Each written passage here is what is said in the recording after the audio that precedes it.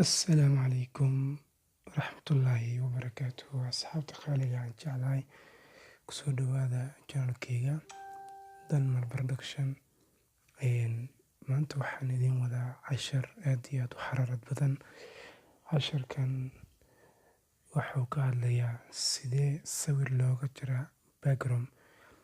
Dadka markaad tiraahdo background runtii wax kale moodayaan in PixArt la adeegsanayo ama waxyaabo kale, laakiin habkan waa hab aad iyo aad u fudud.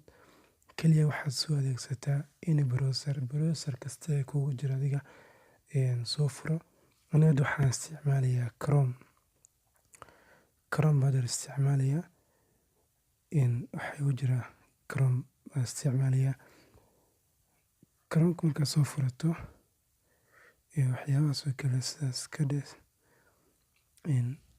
soo furo page cusub. Halkaas ugu sareysa ee search-ka waxaa ku qoraysaa xag search-ka kaliya waxaa ku qoraysaa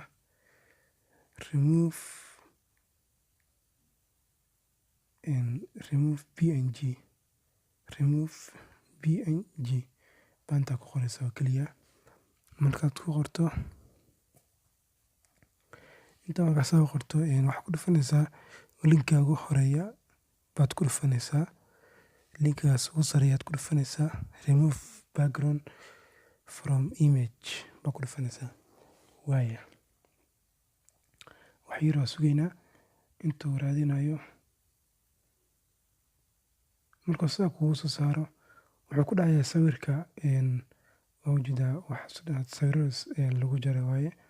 Wuxuu ku dhacayaa marka sawirka URL ahaan u soo qaad ama select photo. Sawirka caadiga soo qaado waxaad dhahaysaa select photo halkay qoran tahay baad ku dhufanaysaa.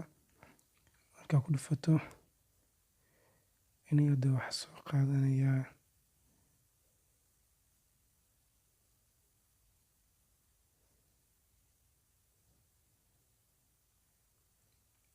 Dani soo qaad madaxweyne Dani bas ugu dhufanayaa. Waxaad dhahaysaa kadib done baad ku dhufanaysaa. Markaad ku dhufato wuu raadinayaa wax yar sug. Markaas 9 buu mariyaa wax yar.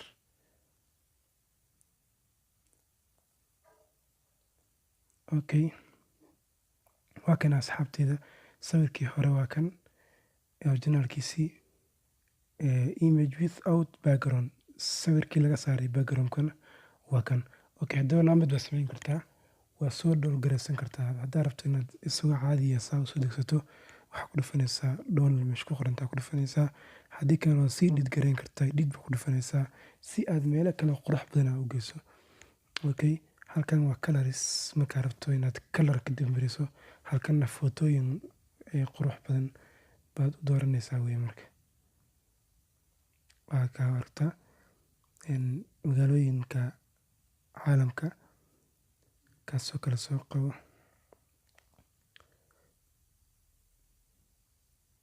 waa kana fiiri waa kaasa. Marka asxaabta qaaliga haddii aad channelkayga ku cusub tahay fadlan subscribe. Haddii aad horey u joogtayna fadlan videogan like, share, comment and share.